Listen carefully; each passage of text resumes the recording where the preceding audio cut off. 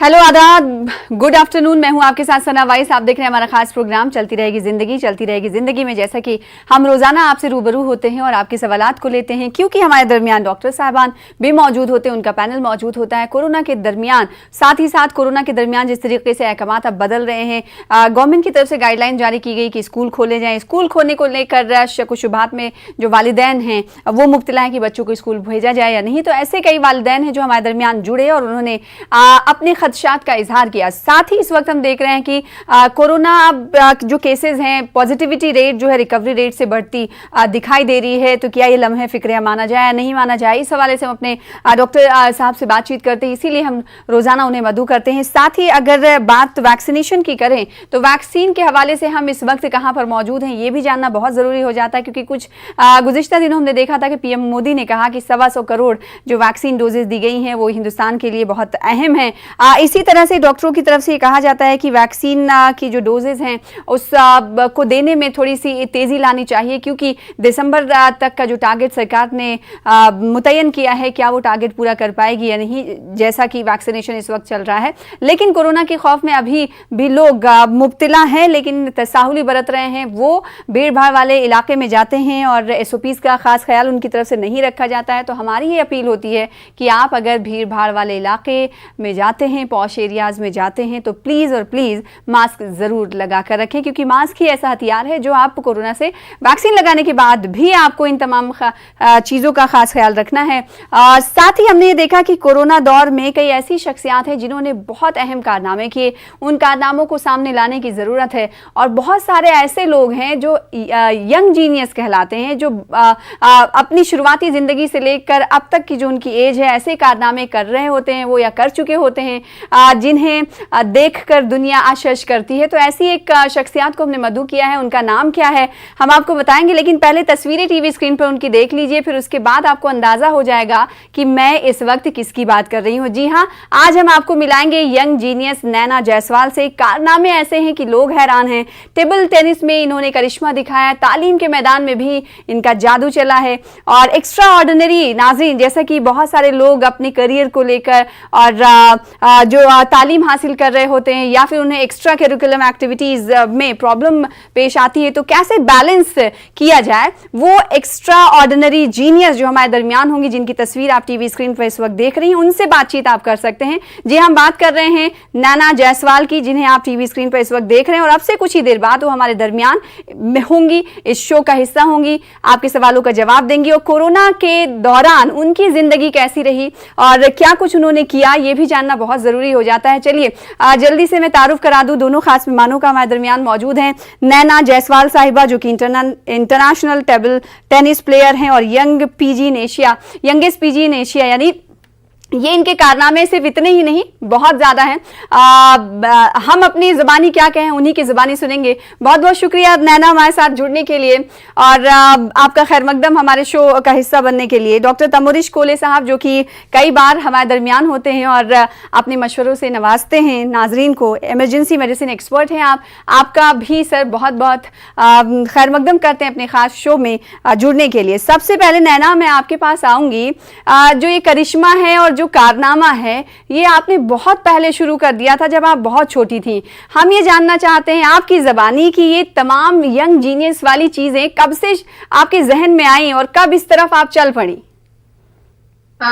ये तो मेरे माता पिता का, मेरे जो मदर फादर है उनकी ये सोच थी, क्योंकि वो मुझे बचपन से बताते थे कि नारी अबला नहीं एक शक्ति होती है। क्या बात। तो ऐसे ही मैंने जब 8 साल की थी तब मैंने 10वीं की परीक्षा पास की from university of Cambridge London से, और फिर 10 साल की उम्र में मैंने अपना इंटरमीडिएट किया। 13 साल की उम्र में ग्रेजुएशन किया जर्नलिज्म में, और पोस्ट ग्रेजुएशन मैंने पॉलिटिकल साइंस में किया। और जब मैं 16 साल की थी तब मैंने PhD में अपना नाम दाखिला लिया मैंने PhD में। तो ये सब तो आपकी PhD मुकम्मल हो गई क्या? अभी बस सबमिशन होने ही वाला है। बस ये कोविड की वजह से थोड़ा इसमें रुकावट आ गई थी, लेकिन अभी बहुत ही जल्द मेरा PhD अभी कहते हैं कि लड़कियों की एज नहीं पूछनी चाहिए, लेकिन मैं ये पूछना चाह रही हूँ आपसे कि आप बताएं कि इस वक्त आपकी एज क्या है, क्योंकि आपसे कुछ दिनों बाद आप कह रही हैं कि सबमिशन भी हो जाएगा PhD का आपका। हाँ, तो अभी तो मेरा एज, मैं 21 ईयर्स हूँ। लेकिन जब मैंने पीएचडी में अपना नाम एनरोल करवाया था तब मैं 16 प्लस थी। क्या बात है, ये कारनामे मतलब सोच, हम जैसे लोग तो सोच ही नहीं सकते कि इतना कैसे मुमकिन हो पाया। जो व्यूवर्स हमारे देख रहे होंगे वो नैना जायसवाल से बात कर सकते हैं, साथ ही डॉक्टर साहब से भी बात कर सकते हैं। तमोरिश साहब, मैं आपके पास आऊंगी सवाल के साथ। हम ये देख रहे हैं कि पॉजिटिविटी रेट जो है वो बढ़ रहा है रिकवरी रेट के मुकाबले, क्या वजह आप मानते हैं? देखिए, हमको ये याद रखना चाहिए कि कोरोना और जो हमारे बीच में जो लड़ाई हुआ अभी भी चल रहा है, खत्म नहीं हुआ है जी। तो इस बीच में जो स्थितियां मैं देख रहा हूँ, जैसे कि आपने बताया कि लोगों के अंदर जो जागरूकता है उसके मुताबिक काम नहीं हो रहा है। लोग खुलेआम घूम रहे हैं, मास्क का जो इस्तेमाल होना चाहिए उतना इस्तेमाल नहीं हो रहा है, और वैक्सीन जिस हिसाब से लेना चाहिए हमको उस हिसाब से वैक्सीनेशन हम नहीं ले रहा है। कोई कोई जगह भी वैक्सीन हेजिटेंसी है। तो ये जो खास करके स्थितियां आ रहा है, और सबसे बड़ा एक खतरा हमारे सामने आ रहा है, जैसे आपने केरल में देखा कि वहां पे दोनों फेस्टिवल के बाद पॉजिटिविटी रेट अचानक बढ़ गया। हमारे अभी अक्टूबर नवंबर में फेस्टिवल सीजन आ रहा है और हमको अभी भी बहुत बड़ा इम्तिहान देना है इस फेस्टिवल को कोविड अप्रोप्रिएट बिहेवियर के हिसाब से पालन करने का चाहिए। और गवर्नमेंट ऑफ इंडिया ने गाइडलाइन जारी किया है, उसके ऊपर गैर होना चाहिए और उसको स्ट्रिक्टली फॉलो करना चाहिए। नहीं तो आज अमेरिका जैसे देशों में जैसे हाल हुआ है, अभी नया जो वेव आया है, हमारे भी वैसे ही होने वाला है अगर हम इसको सीरियसली ना देखें। बिल्कुल, तो सीरियस लेना चाहिए क्योंकि लोग जो हैं तसावली दिखा रहे हैं, लोगों में डर नहीं है। लेकिन ऐसा नहीं है कि आप डर नहीं रहे हैं तो कोरोना नहीं है। अगर आपने अप्रोप्रिएट बिहेवियर पर अमल नहीं किया तो ये आपको भी अपने घेरे में ले सकता है। इसीलिए हर बार अपने शो में हम आप से अपील करते हैं, हालांकि गुजारिश भी की जाती है हर प्लेटफॉर्म से कि आप इन तमाम चीज़ों का ध्यान रखें, लेकिन उसके बावजूद भी कहीं ना कहीं इस पर अमली जामा व्यूवर्स की तरफ से नहीं पहनाया जाता है। तो ये शिकायत थोड़ी व्यूवर्स से हमारी है, लोग डर रहे होते हैं, लेकिन उतना डर नहीं रहा जैसा पहले लॉकडाउन के समय होता था, वक्त में होता था कि लोग डर रहे हैं, कोरोना बढ़ रहा है, उन्हें कहीं कोरोना ना हो जाए। अब लोगों, शायद ये भी हो सकता है एक वजह तमोरिश साहब की, लोग जान चुके हैं कि कोरोना एक्चुअल में है क्या, जब तक पता नहीं होता है तब तक लोगों में ज़्यादा डर होता है। तो क्या इस डर ना होने की वजह एक ये भी है? देखिए, कोरोना का जो जानकारी है आपने सही बताया, काफी हद तक हम इसके बारे में जान चुके हैं, बट हमको ये भी याद रखना चाहिए कि कोरोना का जो वेरिएंट्स है वो दुनिया के कोने में एक एक नया रूप लेके आ रहा है, और हमारे देश में भी कोरोना का जो वेरिएंट्स वो फैलने का चांसेस है।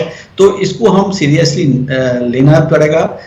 कोरोना पे काफी हमने लड़ाई कर चुके हैं और काफी हद तक उस पे हमको कंट्रोल भी कर लिया है। बट अगर इसी वक्त में हम कोविड अप्रोप्रिएट बिहेवियर्स को हम ना फॉलो करेंगे तो हमारा फिर वही जगह पे हम चला जाएंगे जहां से हम शुरू किए। बिल्कुल। नैना साहिबा, मैं आपके पास आऊंगी इस सवाल के साथ, क्योंकि हम बात कोरोना की कर रहे हैं।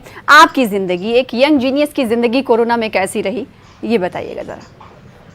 वैसे तो हम देख सकते हैं कि जब कोरोना में स्टार्ट हुआ तब से तो बहुत लोगों की जिंदगी में बदलाव आए हैं।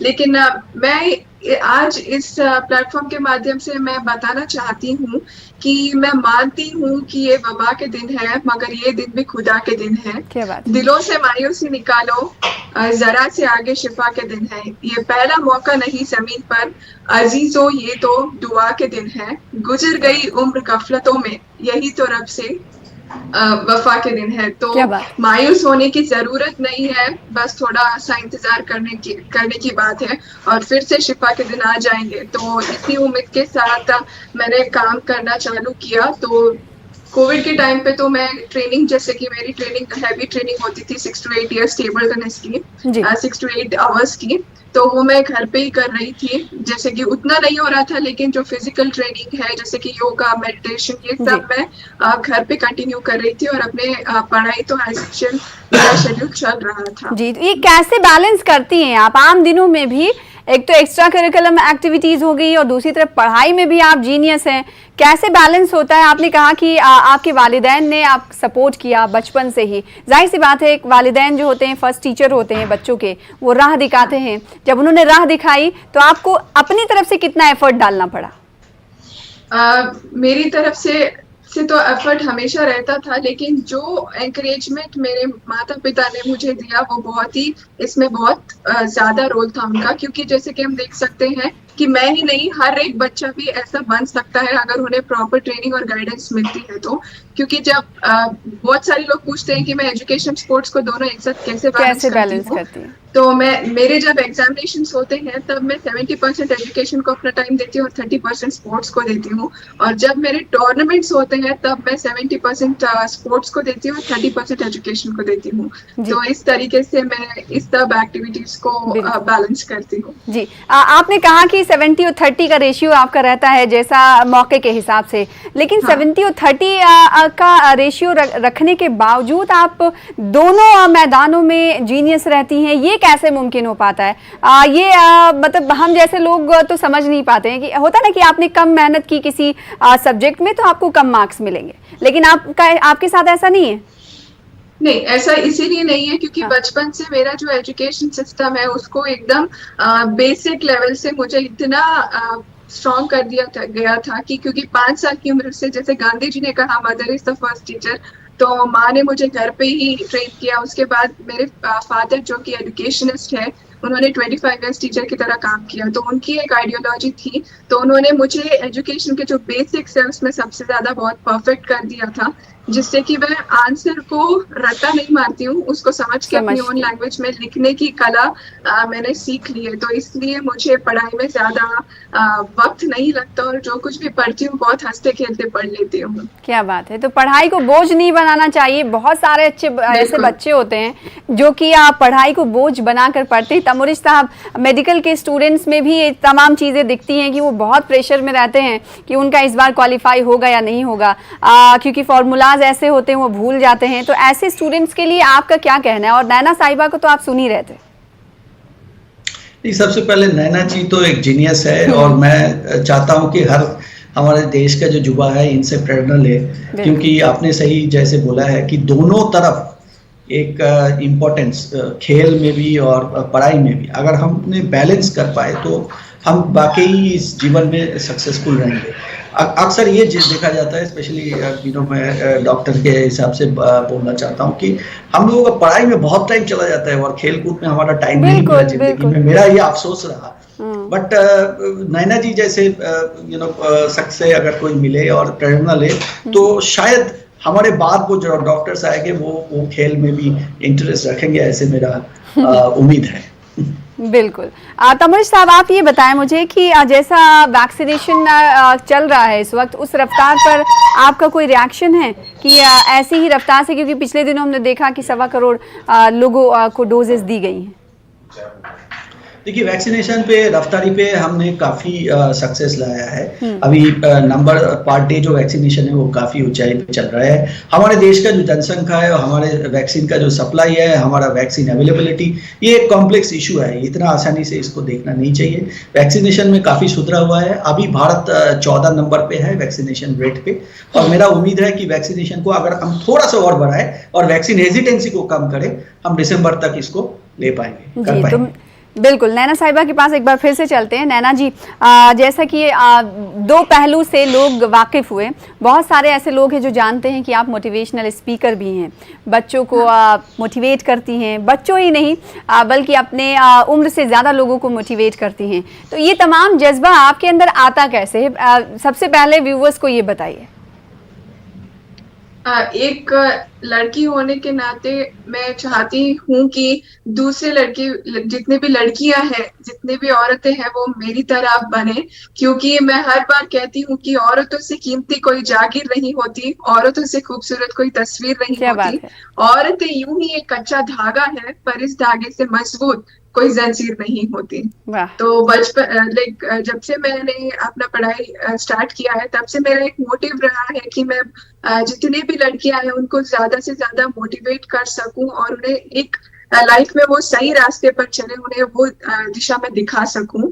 तो इसीलिए मैं गर्ल चाइल्ड एम्पावरमेंट और वुमेन एम्पावरमेंट के लिए ज्यादा बात करती हूँ, और उसीलिए मैंने अपने पीएचडी में भी मैंने अपना जो टॉपिक है वो मैंने role of microfinance in women empowerment चुना है।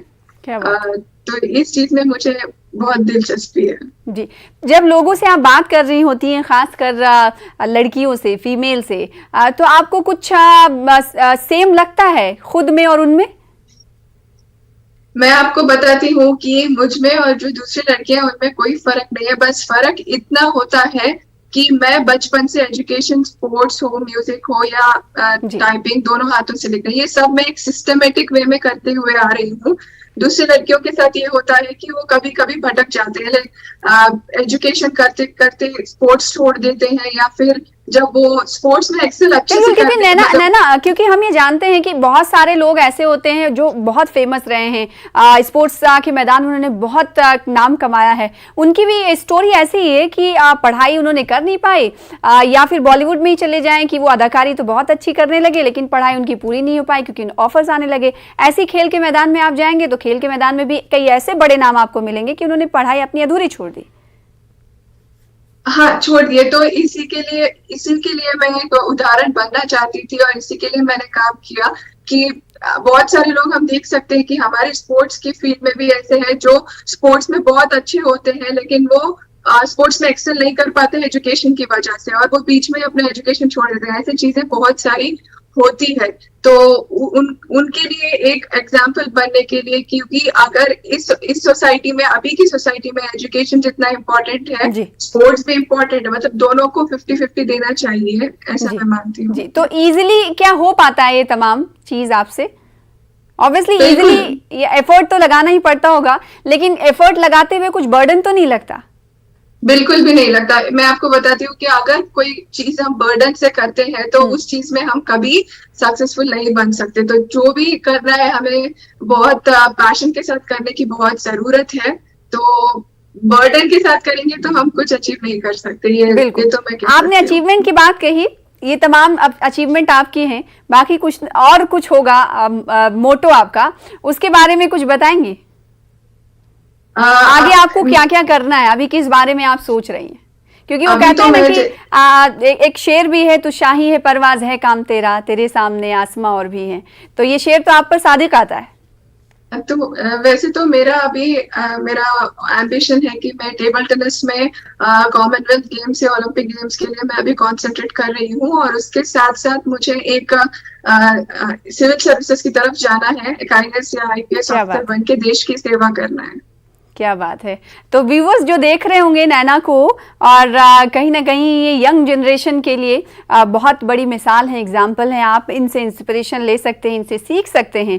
अगर आपको इनसे कुछ सीखना है, अगर आपको इनसे बात करनी है तो हमसे भी जुड़ सकते हैं। तमुरिश साहब, मैं आपके पास आऊँ, चूंकि लोगों में डर नहीं है, वैक्सीन हेजिडेंसी पहले जैसी थी वैसी नहीं है, लेकिन कोरोना का डर नहीं है, तो क्या ये माना जाए कोरोना का डर ना होना कहीं ना कहीं लम्हे फिक्रिया है? थर्ड वेव की तो बात पहले से ही कही जा रही है।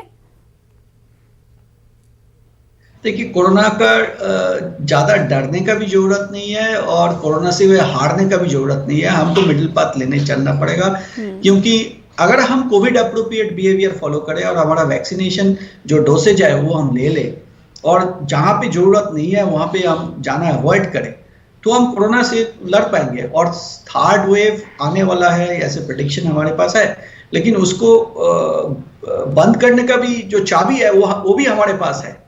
हम ही डिसाइड कर सकते हैं कि थर्ड वेव आएंगे कि नहीं आएंगे। तो सब कुछ जब हमारे हाथ में है, हमारा रिस्पॉन्सिबिलिटी तो बनता है इन पे ध्यान देना और इस कोविड अप्रोप्रिएट बिहेवियर फॉलो करना। बिल्कुल, तो सब कुछ आपके ही हाथ में है, और बिल्कुल इरादे भी आपके ही हाथ में होते हैं। आप जैसा इरादा रखते हैं वैसे ही आप उस पर गामजन होते हैं। कॉलर हमारे साथ जुड़ चुके हैं जिन्हें शामिल कर लेते हैं अपने प्रोग्राम में। हेलो, कौन सा, आप कहाँ से? हेलो जी, कहाँ से बात कर रहे हैं? आदाब। सोलापुर से बात कर रहा हूँ। आदाब मैडम। जी आदाब, कैसे हैं आप? बस बढ़िया। वैक्सीन लगवा ली? जी, अभी कोविशील्ड लगवानी है मैडम। ओके, क्या सवाल है आपका? जायसवाल जी से मेरा सवाल है, उनसे मेरी बात हो सकती है मैडम? हाँ, बात कर सकते हैं, वो सुन रही हैं आपको। जायसवाल जी नमस्ते। जी जायसवाल जी, एक अच्छा खिलाड़ी बनने के लिए क्या करना चाहिए? एक अच्छा खिलाड़ी बनने के लिए हमारे पास निरंतर कृषि होना चाहिए, दृढ़ संकल्प होना चाहिए, हार्ड वर्क करना चाहिए। और सबसे जो इम्पोर्टेंट चीज है वो है रेगुलर प्रैक्टिस। मतलब आप कोई भी गेम खेल रहे हो उसमें आपको प्रैक्टिस रेगुलर करना चाहिए। बिल्कुल, ये जो फौलादी इरादे हैं ना, यही आसमानों तक आपको लेके जाते हैं। किसी भी फील्ड में आपको अगर अच्छा करना है तो आपको कंसिस्टेंसी लाना होगा, फौलादी इरादे रखने होंगे, जैसा कि अभी नैना ने कहा। साथ ही नैना की एक खासियत और खूबी कह लीजिए ये है कि वो एक साथ दोनों हाथों से लिखती हैं। हाँ, ये खूबी कब आई आपके अंदर? ये इसके लिए भी मैंने ट्रेनिंग की है। बेसिकली मैं अपने राइट हैंडर हूँ, फिर मैंने लेफ्ट हैंड से लिखना स्टार्ट किया, क्योंकि जब हम दोनों हाथों से लिखते हैं तो हमारे दिमाग की दोनों तरफ जो टू ब्रेन साइड से होते हैं ब्रेन के, वो काम अच्छे से करते हैं। तो जब हम राइट हैंड से लिखते हैं तो क्या ऐसा होता है जो राइट हैंड से आप लिख रही होती हैं वही लेफ्ट हैंड से लिखती हैं, या फिर जो मटेरियल आप राइट हैंड से लिख रही होती हैं दूसरा आप लेफ्ट हैंड से लिखती हैं, ऐसा होता है क्या? नहीं, मैं दोनों से सेम राइटिंग लिखती हूँ। अच्छा। सेम सेंटेंस लिखती हूँ। अभी मैं इसमें प्रैक्टिस कर रही हूँ कि राइट से अगर हिंदी लिखूं तो लेफ्ट से इंग्लिश, इसकी प्रैक्टिस चल रही है। तो ये आपको कैसा लग रहा है? इसकी प्रैक्टिस आप कर रही हैं तो क्या हो पा रहा? मुमकिन नामुमकिन तो कुछ भी नहीं है, पर आपके लिए तो बिल्कुल नहीं। बिल्कुल, क्योंकि मैं टेबल टेनिस प्लेयर हूँ। टेबल टेनिस में रिफ्लेक्सेस बहुत फास्ट होते हैं, तो उसको मेंटेन करने के लिए, उसको कोप अप करने के लिए मैंने दोनों हाथों से लिखने की ट्रेनिंग की है। तो अभी तक तो ये उतना डिफिकल्ट नहीं लग रहा है, और जल्द से जल्द इसको भी मैं पूरा करने वाली हूँ। ठीक है, ये तमाम चीजें ऐसी हैं जिन्हें आप करने की कोशिश कर रही हैं। अपने लिए समय बचा पाती हैं, वक्त बचा पाती हैं? कि बहुत सारे लोगों का ये होता है कि चुपचाप खामोशी और एक अलग सा मकाम हो, तन्हाई वाला मकाम हो कि कुछ सोचें। ये तमाम वक्त आपको औकात मिल पाते हैं कुछ सोचने के लिए? क्योंकि आप तो इतना बिजी रहती हैं अपने स्केड्यूल में, जैसा कि आपने बताया कि आपने नोट कर रखा है, आप ये करती हैं। हाँ, नहीं बिल्कुल, लेकिन जितना भी मैं शेड्यूल मेरा बनाती हूँ, करती हूँ, वो सब से मैं बहुत खुश हूँ। क्योंकि अगर वो एक दिन भी मेरा अगर पढ़ाई मिस होता है या एजुकेशन में स्पोर्ट्स मिस होता है, मेरी ट्रेनिंग मिस होती है, तो मुझे बहुत बुरा लगता है उस दिन। तो यही ना हो कि मैं तो नैना के इन तमाम बातों से एक बात यह है कि अगर आपको किसी भी फील्ड में बहुत कुछ करना है, अच्छा करना है, तो कंसिस्टेंसी लाने होंगे, जज्बा, शौक और फौलादी इरादे रखने होंगे। तमुरिश साहब, आपका लास्ट कमेंट में चाहूंगी कि इस वक्त हमारा मुल्क कहाँ है और हमारे मुल्क के लोग कहाँ हैं? कोरोना के हवाले से एक डॉक्टर का नजरिया क्या है? देखिए, मैं तो ऑप्टिमिस्टिक हूँ। हमारे देश का जो स्थिति है उसके हिसाब से वैक्सीनेशन काफ़ी तेजी से चल रहा है। 2-3 स्टेट छोड़ के बाकी स्टेट्स में केसेस कंट्रोल में है। और मेरे हिसाब से पहले जैसे लोगों में जो डर था वो काफ़ी हट गया है, और जागरूकता जो है वो तो हमारे अंदर ही है। तो हम उसको, अगर जागरूकता को हिसाब से हम कोविड अप्रोप्रिएट बिहेवियर्स को फॉलो करेंगे। बिल्कुल, तो डॉक्टरों की तरफ से यही कहा जा रहा है, कोहली साहब भी यही कह रहे हैं कि कोविड अप्रोप्रिएट बिहेवियर को आप बना के रखें, उसमें कोई झोल ना करें। बेहद शुक्रिया अदा करना चाहेंगे नैना आपका भी, और तमुरिश साहब आपका भी हमारे साथ जुड़ने के लिए बहुत शुक्रिया। चलती रहेगी जिंदगी में, मुझे दीजिए इजाजत। आदाब।